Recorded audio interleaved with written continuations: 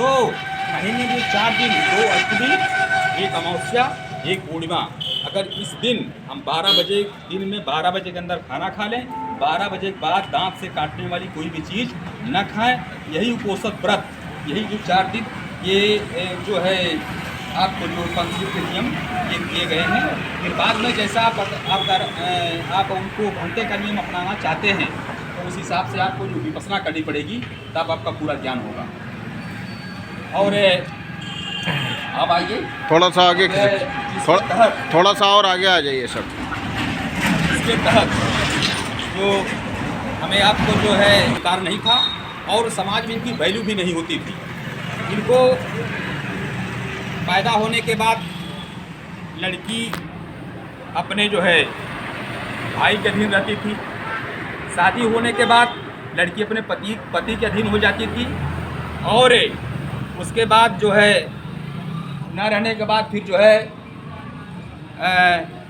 तमाम तरह की यातनाएं इनको दी जाती थी। बीच में अगर विधवा हो जाती थी तो समाज में इनको बहिष्कृत माना जाता था। इनको लोग कहते थे कि भाई ये विधवा पत्नी है, किसी प्रकार का शुभ कार्य नहीं कर सकती हैं। लेकिन बाबा साहब ने जो भारतीय संविधान की रचना की, भगवान बुद्ध ने जो धर्म का नियम बताए, उन्होंने महिलाओं को पुरुषों के बराबर, महिलाओं को बराबर का अधिकार दिया कि जहाँ से बेटी पैदा होती है वहीं से बेटा भी पैदा होता है, इसलिए बेटे के समान बेटी का भी अधिकार होगा। इसलिए बाबा साहब ने भारतीय संविधान में हिंदू कोड बिल को ले आया। हिंदू कोड बिल में महिलाओं को बराबरी का दर्जा दिया। इसलिए महिलाएं आज भी देखिए शिक्षा के बदौलत, देखिए महिला धर्म के नाते किसी मंदिर का पुजारी नहीं बन सकती, किसी मस्जिद में नहीं जा सकती, किसी पादरी के यहाँ जो है वो पुजारी नहीं बन सकती। लेकिन बाबा साहब भारतीय संविधान की बदौलत महिला राष्ट्रपति बन सकती है, प्रधानमंत्री बन सकती है, पीएम बन सकती है, एसपी बन सकती है, डीएम बन सकती है। लेकिन वो सारा अधिकार वो बाबा साहब का भारतीय संविधान देता है। तो इस प्रकार महिलाओं को, हमारी बहनों को भी जानना चाहिए कि बाबा साहब ने भारतीय संविधान में व्यवस्था किसने दी, हमारे कौन भगवान है, हमको उनकी पूजा करनी चाहिए। इसलिए हर व्यक्ति को घर में भारतीय संविधान होना चाहिए और संविधान की किताब, छोटी छोटी पुस्तकें, बड़ी बड़ी पुस्तकें, बाबा साहब का भारतीय संविधान अगर पढ़ें तो सबको पढ़ने का अधिकार जो नहीं था वो संविधान के माध्यम से 1950 के बाद सबको शिक्षा का अधिकार मिला। नहीं तो कुछ लोग ही पहले पढ़ पाते थे। लेकिन उसके बावजूद भी आज भारत जैसे देश में तमाम अंधविश्वास, रूढ़िवादी व्यवस्था फैली हुई है, जिसके तहत मेरा देश विकसित नहीं हो पा रहा। साथियों, अभी आप जापान की टेक्नोलॉजी आप देखिए, वहाँ का विज्ञान इतना आगे है। जो विज्ञान को मानता है, विज्ञान सीधा कहता तर्क करो, तर्क की कसौटी पर प्रैक्टिकल करने पर जो औक्षेप निकलता है विज्ञान उसी को मानता है। अगर तर्क करने पर वो चीज़ सही सिद्ध नहीं हुई तो विज्ञान उसको नहीं मानता है। यही बुद्ध का सिद्धांत कहता है कि आप तर्क करो, कौन चीज़ मानने लायक है, कौन चीज़ मानने लायक नहीं है। और बाबा साहब ने कहा, भगवान बुद्ध ने कहा कि आप मोटी मोटी किताबें जो लिखी हैं उसको मत मानिए, बड़ी बड़ी मोटी किताबों में लिखी है, या बड़े बड़े लोग कहते हैं ऐसी सी बातें।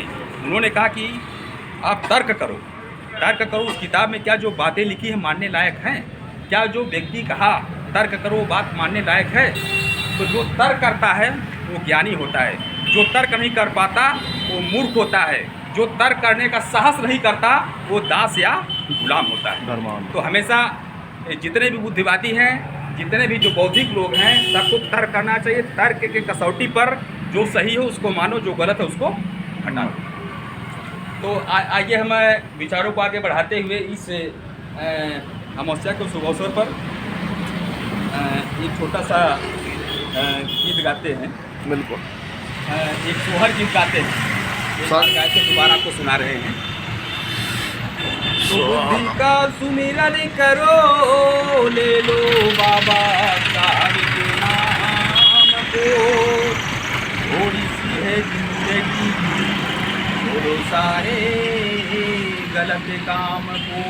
तो ऐसा न विद्या न तपो न दानम, ज्ञानम न शीलम न गुणो न धर्मम, ते मृत्युलोके भुवि भार भूता, मनुष्य रूपेण मृगाश्चरन्ति। जो रहीम उत्तम प्रकृति का करि करत कुसंग, चंदन विष व्यापत नहीं, लिपटे रहते भुजंग। मन रहिला की भली, तो पर से मन लाय, परसत मन मैला करे सुमैला जरी जा। रहीमदास ने कहा कि जो भी बहनें भाइयों को खाना देती हैं, खाना परोसती हैं, तो खुशी मन से खाना परोसे।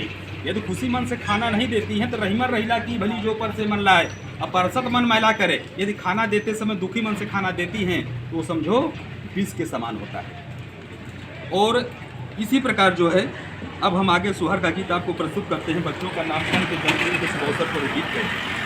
और जैसा कि इधर अब संत रविदास की जयंती आ रही, जिन्होंने कहा कि मन चंगा तो कटौती में गंगा, अब क्या सही है क्या गलत। संत रविदास साथियों अभी बाद में चर्चा होगी, लेकिन उन्होंने जब वो 14वीं ईस्वी में संत कबीर की मुलाकात और संत रविदास की मुलाकात, उसमें लिखा हमने व्हाट्सएप पर देखा जौनपुर में हुई थी और दोनों ही प्रकांड विद्वान थे। लेकिन संत कबीर दास ने संत रविदास को कहा कि संतों में संत रविदास, संत शिरोमणि, ये देखिए सिर पर मणि चमक रही थी और बड़े बड़े प्रकांड विद्वान इनसे परास्त होते थे। जब इधर सिकंदर लोधी का कारवां चल रहा था, सिकंदर लोधी जब सबको मुसलमान बना रहा था, तो उधर से बनाते हुए जब इधर आया उत्तर भारत की तरफ, लोगों ने कहा कि भाई ऐसा है कि यदि रविदास को इस्लाम में मिला लिया जाए, ज़्यादातर इनके जो 6 करोड़ लोग हैं ये सब इस्लाम कबूल कर लेंगे।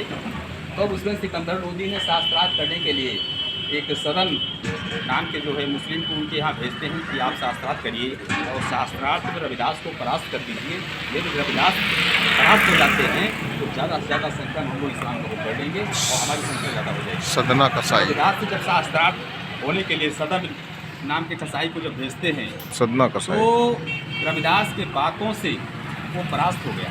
परास्त होकर अपना नाम जो है रामलाल या ऐसे कुछ और नाम जो है वो नाम ही बदल लिया।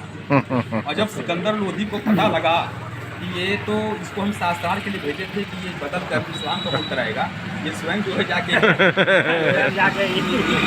गया।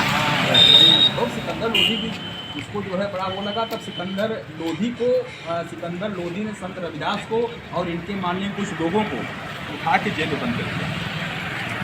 जेल में बंद कर दिया साथियों। जेल में बंद करने के बाद उनको तमाम यातनाएं दी कि आप इस्लाम धर्म कबूल कर लीजिए। लेकिन संत रविदास इस्लाम धर्म कबूल नहीं किए। उनको इस्लाम धर्म कबूल कराने के लिए साथियों जेल के अंदर इसे चमड़े से काम कराया गया। चमड़े का काम करें, चमड़े के काम के बाद ही आप इस्लाम धर्म कबूल कर लिए। लेकिन संत रविदास ने कहा कि भाई हमसे शास्त्रार्थ करिए। सिकंदर लोधी को बुलाए, आप शास्त्रार्थ करिए, ये मेरे शास्त्रार्थ में मैं हार जाऊँ आप जीत जाओ, मैं इस्लाम धर्म कबूल कर लूँगा। लेकिन सिकंदर लोधी की हिम्मत नहीं पड़ी कि संत रविदास से शास्त्रार्थ करें और वो चमड़े का काम कराया। चमड़े के काम से ही जब रविदास को तमाम और जगह से प्रेशर पड़ा तो उनको जो है रविदास को छोड़ना पड़ा। रविदास को छोड़ दो, वहीं से तब आपने चमार शब्द की उत्पत्ति होती है। इसके पहले आप चमार नहीं थे। सिकंदर लोधी की वजह से जो है चमड़े के काम की वजह से चमार का ये हुआ।